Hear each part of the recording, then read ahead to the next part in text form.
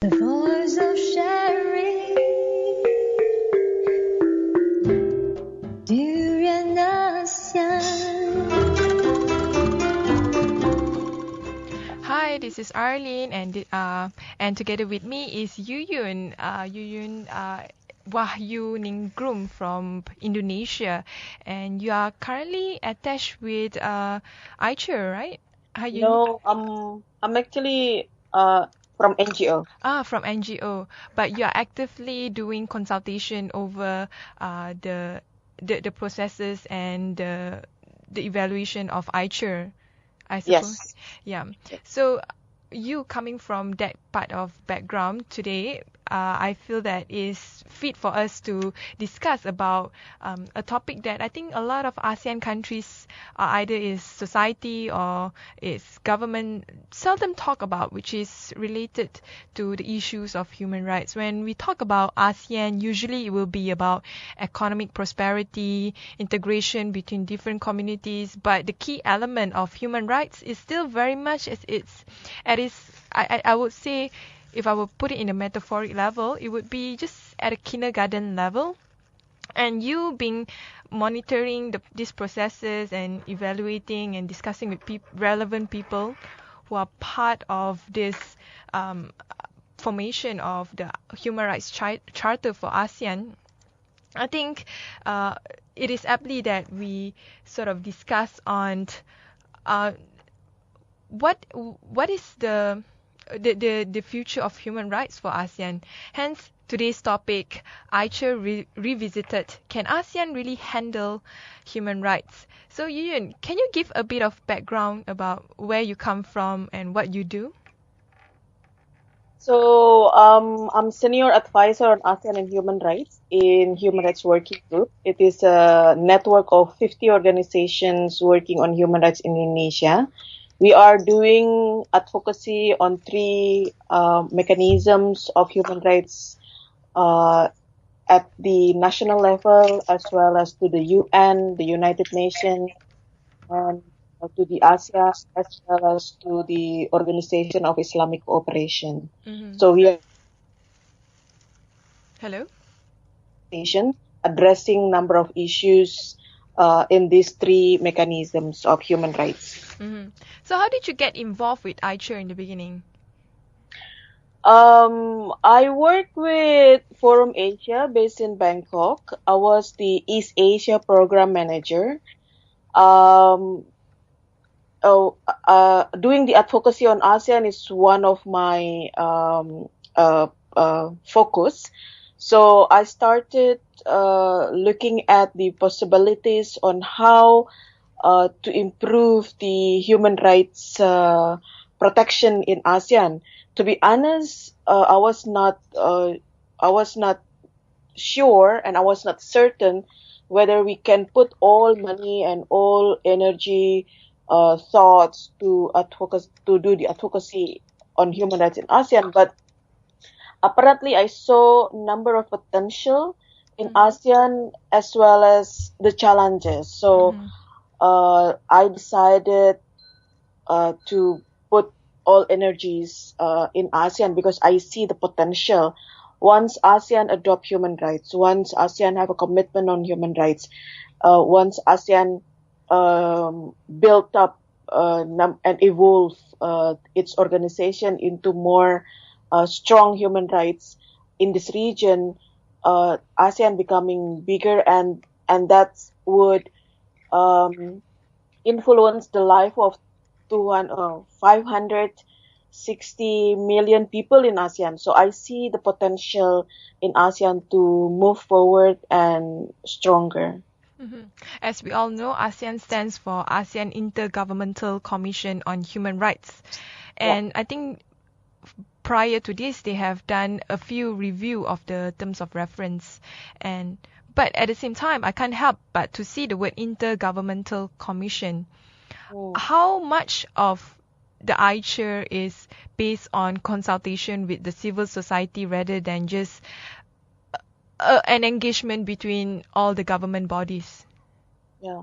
First of all, we civil society and myself was very disturbed with the word intergovernmental, because ASEAN is already intergovernmental body. So why we need another intergovernmental? Yeah, that's true. I totally agree. Yeah, in this body, and why only in human rights body that they put intergovernmental and not the other organs of ASEAN? So the history was that there has been number of negotiation during the development of the term of reference of AICHR in 2008 2009. I was part of the process of drafting this term of reference from the from civil society side.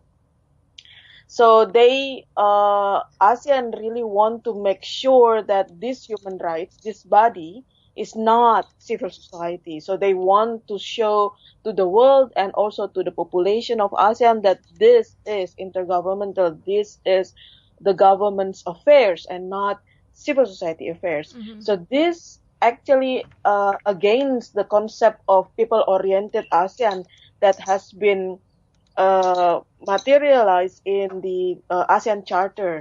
ASEAN Charter is having the direction to what extent this region can be in the future. It is the people-oriented that respect human rights, democracy, rule of law, and good governance. So, but anyway, it was done deal in 2009. It's a trade-off, and I think what we should do now is to change the intergovernmental into independent. I know it is going to be very difficult. I know it is going to be very long process, but that's how we are going to go But to how? change But what? the intergovernmental into independent. But how are you going to do that? I mean, supposedly, I assume AICHR belongs to the body of ASEAN, not civil society in this time being. And how are you able to sort of convince all these Yeah. people from the higher level to bring down the idea of human rights and AICHR down to the fundamentals, which is to the society of ASEAN?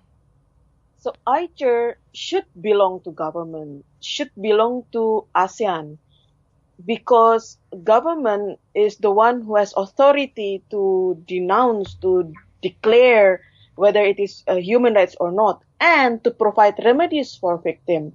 Civil society cannot. Our role in society is to ensure that the government do their work, to ensure that the accountability works. So AICHR should belong to ASEAN. AICHR should belong to government as any other regional human rights body, and all international human rights body and national human rights bodies exist in the world. Now, how? Number one is we need the member of AICHR to be independent. Currently, there are two representatives there that we can qualify as independent, like from Indonesia and from Thailand. Yes, they report to government, but they can make their own decision during the AICHR processes. So this is the opportunity for us to influence AICHR through these two. Of course, it is not enough because it's like 2 against 8, and ASEAN has consensus. So if only 2 say yes and 8 say no, it doesn't matter. There is no decision. Who are the two people that are independent from any The governmental? Indonesian representative and the Thailand representative. And So- the rest are under the government's provision to represent the interests for AICHR. They are still government officers. So sometime in number of meeting that what I've heard, I've never been in AICHR meeting because it's only for AICHR representative, but I've been informed that some of the members of the AICHR have to go back to the capital, ask for instruction from the capital on certain issues. So this is something exactly what I've been talking about. If the representative are not independent, it is very impossible for us to move this mechanism forward. But anyway, there is an opportunity open that now the review of the term of reference is happening. So this is an opportunity to change some of the characteristic of AICHR to change some of the article, for instance, that yes, representative can be proposed by the state, the governments, but once they are selected or they are appointed, they will responsible or accountable to the people, not to the appointed governments.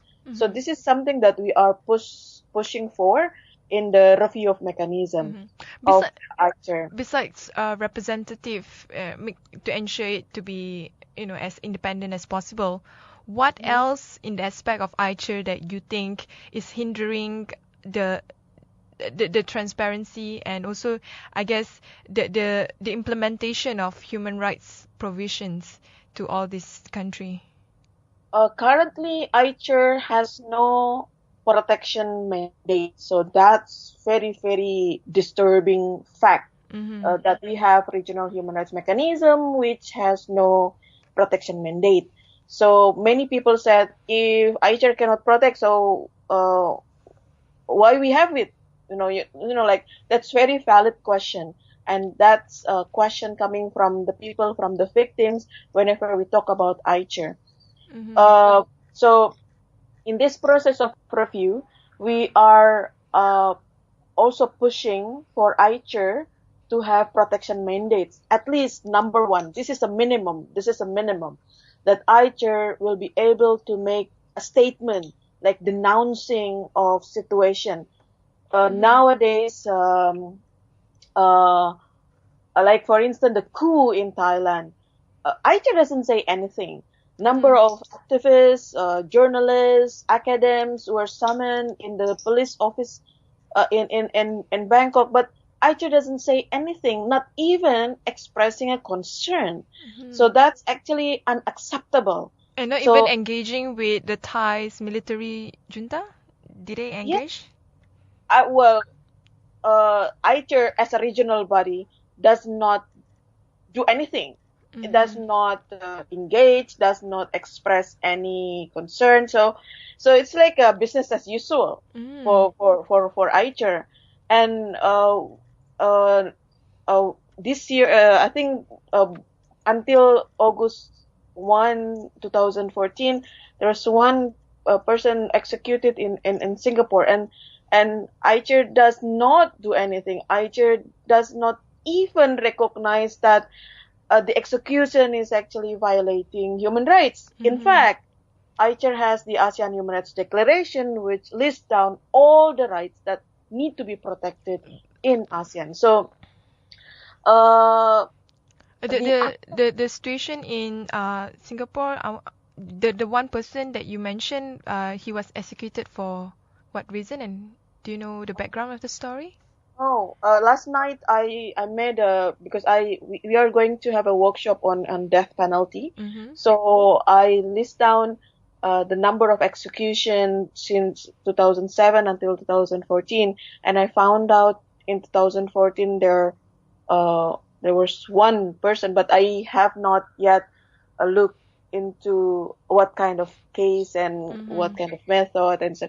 But the number of executions is remarkable, especially from Vietnam. From 2007, I remember last night there was 25 people executed, and now decreased, but still happening. So death penalty actually addressing the very rights of individual, right to life, one of them. So at the moment, AICHR has a lot of lack of protection mandate, lack of the independence, and still having the consensus of making decision. Consensus, by the way, is good. I mean, in cooperation, you need to have a consensus. But on human rights, I don't think we need consensus. We cannot depend on consensus making decision on someone's life. Mm-hmm. So that's, again, it is unacceptable. But anyway, the process of review of term of reference of AICHR that currently happening is something that we can hope for, even though on July 16 we met, civil society from ASEAN countries met with the Minister of Foreign Affairs of Indonesia, asking to what extent the term of reference can be amended. Mm-hmm. His answer was, well, there will be no dramatical change. I was so disappointed to hear this kind of response, because But why they responded like that? What's the reason behind it? because he said we have to be very careful in doing the review and amending the term of reference, because not only the good inputs will be coming, but also bad input to be coming. It means there has been number of efforts to strengthen AICHR, at the same time weaken AICHR. So there are two waves coming into the process of review. Mm-hmm. How to make AICHR to be more consultative and cooperative body, rather than functioning as Commission of Human Rights. Mm-hmm. So I this want to why- know. Yeah. Yeah, I want to know, like, AICHR was formed in October 2009, and Yeah. until now, how many cases that actually AICHR have really seriously taken into consideration and make some sort of judgment or evaluation, or at least some sort of statement against whatever human rights violation that it had happened since 2009? None. Zero. No cases, zero. But last year, AICHR managed to discuss among themselves on two issues. Number one is on the missing activists in Laos, Sombat Sompon, and the second is on Rohingya. Mm-hmm. So my question was, why? Because AICHR doesn't have the protection mandate. AICHR doesn't have mandate to discuss country issues. Why now AICHR doing this? Not that this is bad, this is good, but I was really needed to know what triggered them. Mm-hmm. Actually, our letters, our submission to civil society submission to AICHR pushed them to do something. Like it was under Bruneian chairmanship. The chair said, we receive a lot of letters from civil society, mention about this and mention about that. One of them cases like Sombat Sompon as well as Rohingya. What to do with this? Mm-hmm. So they agreed among themselves to have a retreat. A retreat meeting means a meeting of only 10 people. Mm-hmm. No ASEAN Secretariat, no presence of staff from the Ministry of Foreign Affairs. It's only 10 of them. So they discuss about, that was the first time AICHR discussed about cases in which Sombat Sompon and Rohingya. Unfortunately, that retreat did not come up with a good result. Mm-hmm. It means like agreement to do something, agreement to denounce that what happened with Rohingya is human rights violation. So they did not come up with that result, unfortunately. How did they choose cases? Were they being recommended by cases by civil society, or they just have their own guts to, like, this is a very important issue for us to talk about and analyze? What I've been informed by insiders, that was because letters from civil society mentioning a lot about Rohingya and Sombat Sompon. So from our perspective, from civil society perspective, So finally, our letters had been addressed, had been responded, even though it is not public response, but at least they look at our letters, they look at our submissions, highlighting the cases, and we are going to do it again and again and again and flood AICHR with all cases, so they will get so busy and fed up with all things. So they have to do something. So Yuyun, we will take a short break, but when we return, we will put a microscope attention towards the AICHR charter itself and the future of how this should be moved forward. Stay tuned. The voice of sharing. Durian ASEAN. Hi, this is Arlene, and I'm back with Yuyun to discuss about the AICHR and can ASEAN really handle this human rights issue. So coming back to the declaration, the charter itself, I was looking at the whole document, and to be very frank, it's actually I would say not that bad. It's quite comprehensive enough. But I just want to go back to history back in 2009, how it was formed and who decided what to be placed into the charter itself. Maybe Yun can you share more about the history and how it was formed and how it became the charter it is now? Okay, so the ASEAN Charter Article 14 mention about the establishment of human rights body.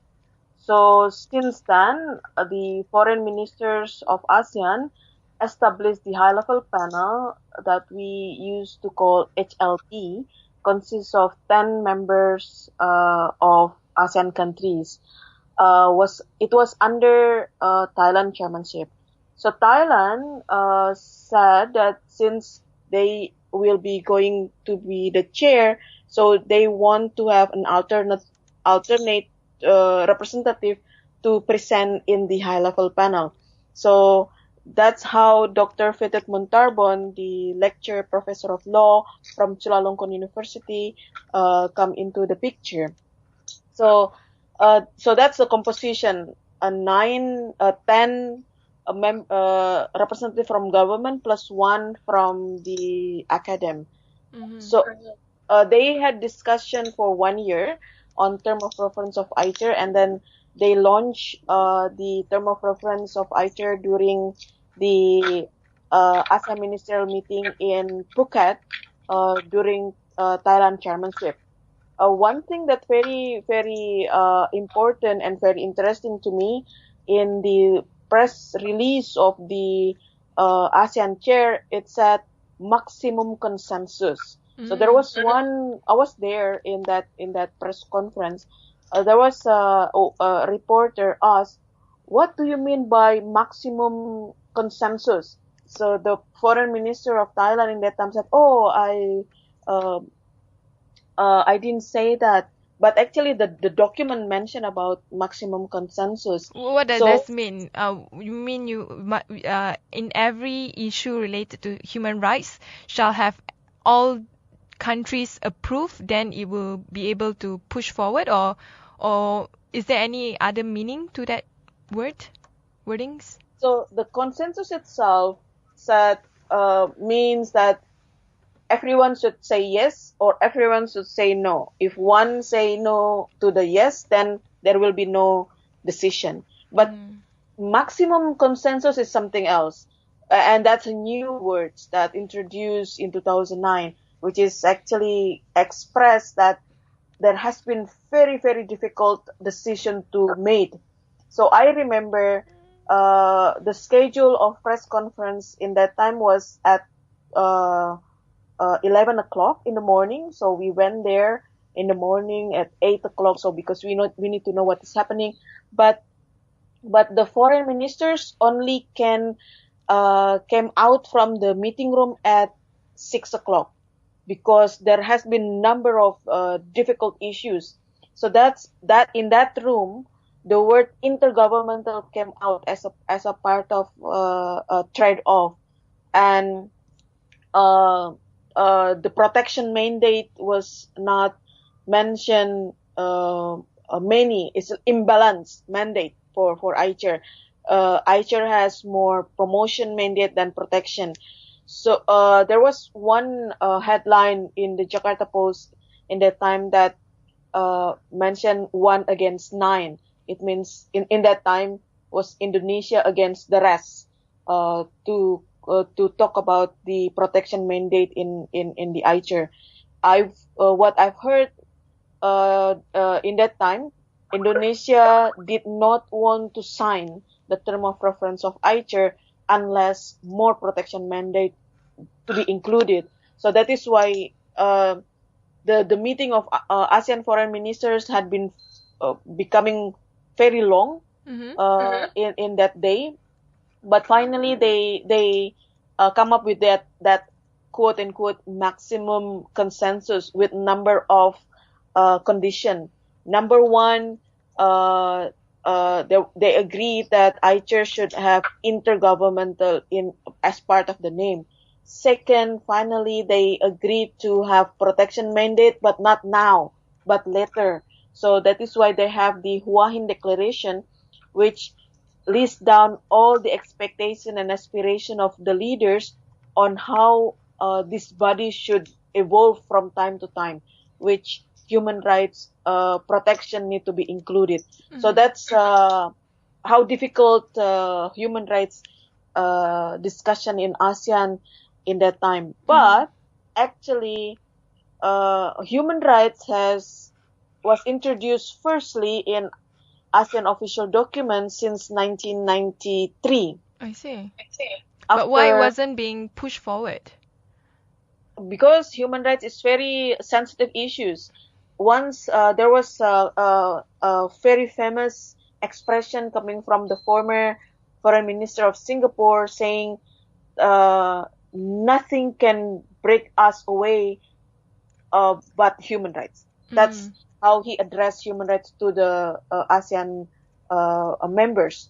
So that's if this kind of words coming from the foreign minister, so we see how important human rights, at the same time how sensitive human rights is for this region. So it took long time for AICHR, for ASEAN to discuss about human rights, how to do it, how to make sure that we are not under Western influence or foreign influence.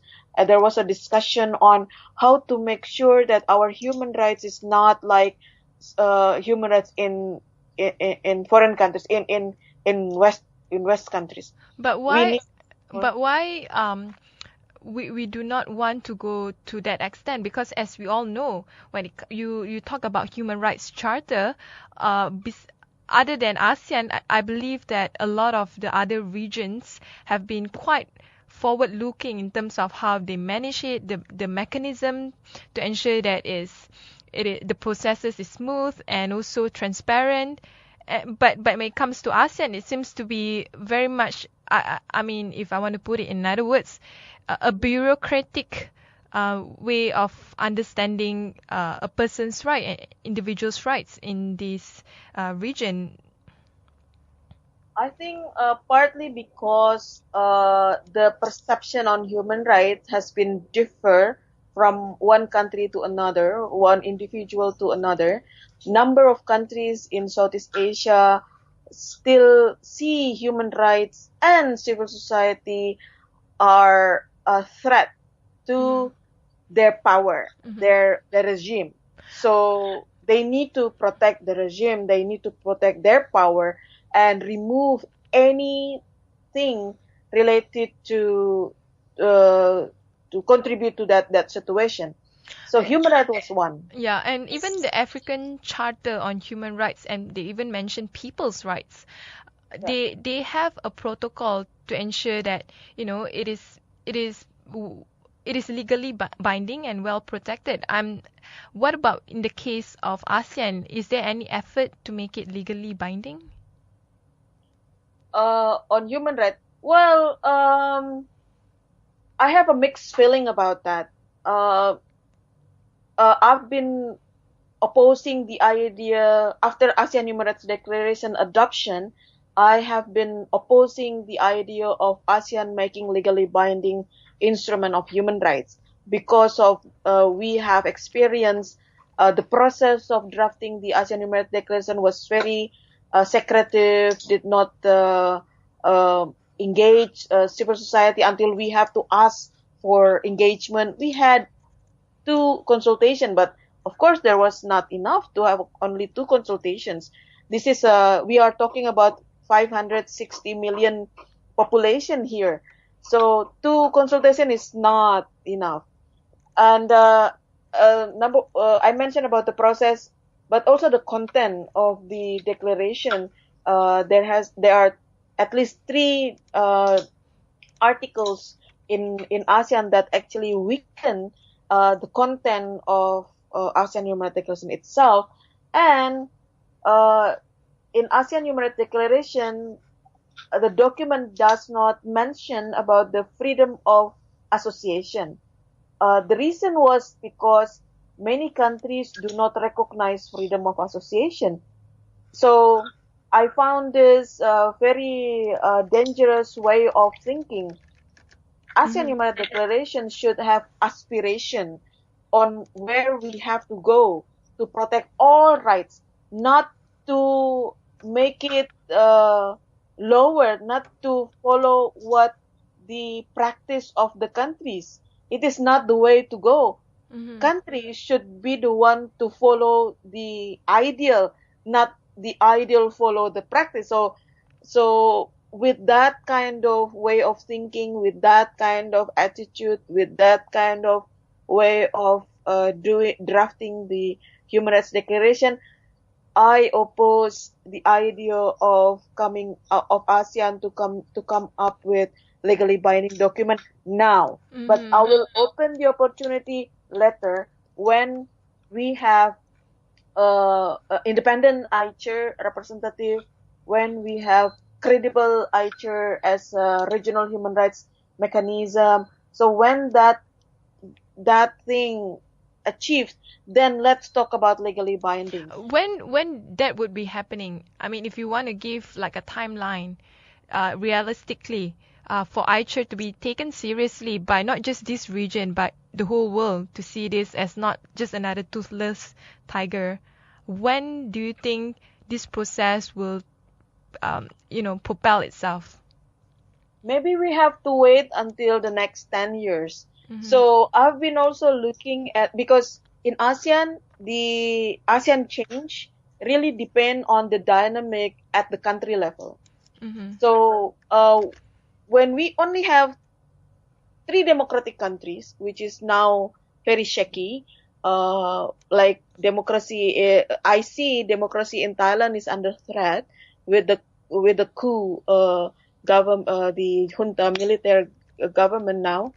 And we are still struggling on maintaining democracy, like in Myanmar, in Singapore, Malaysia.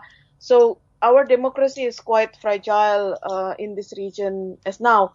But I'm very hopeful with the leadership of Jokowi in Indonesia. Perhaps he might be able to come up with something that to be introduced to the region. I don't know what and how, but at least we can hope for democracy to happen.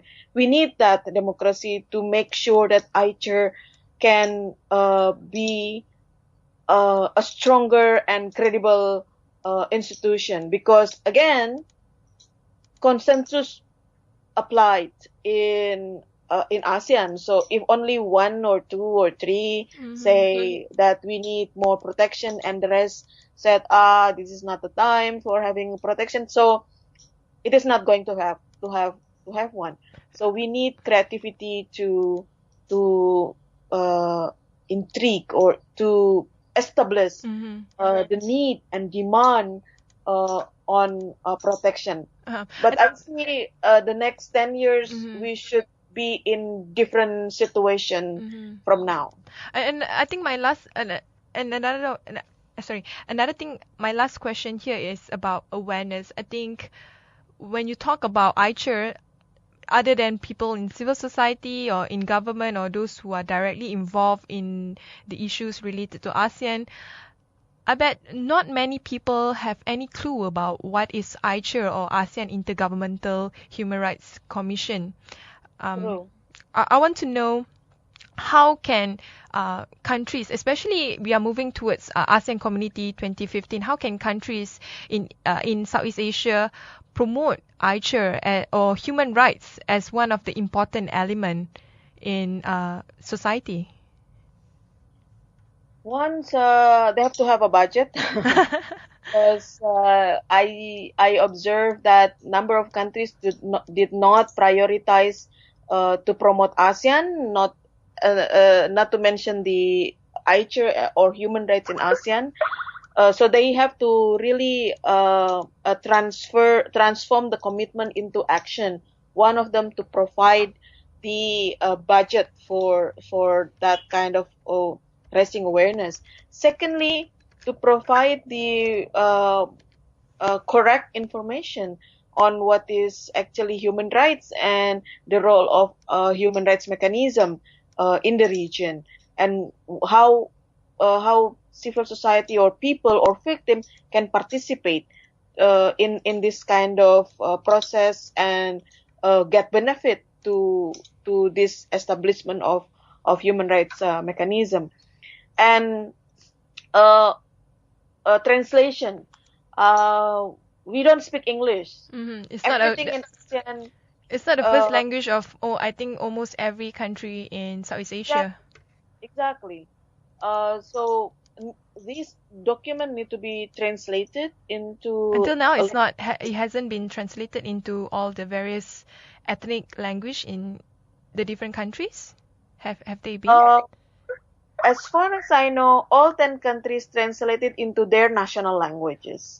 But to what extent it has been translated to ethnic languages, I've never heard about that.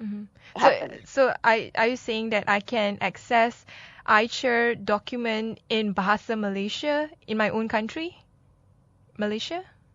That's the ideal. So each country has the National Secretariat for ASEAN, which actually located in each Ministry of Foreign Affairs in all countries. So this National Secretariat, one of their function is to raise awareness, to translate the ASEAN document, to reach out to the people. So I saw this kind of activities happening in Thailand, also in Indonesia, and in Vietnam during Vietnam chairmanship, with different way of doing things. But that's how I see. I'm not sure the rest of the countries member of ASEAN whether their national secretariat of ASEAN did the same thing or not.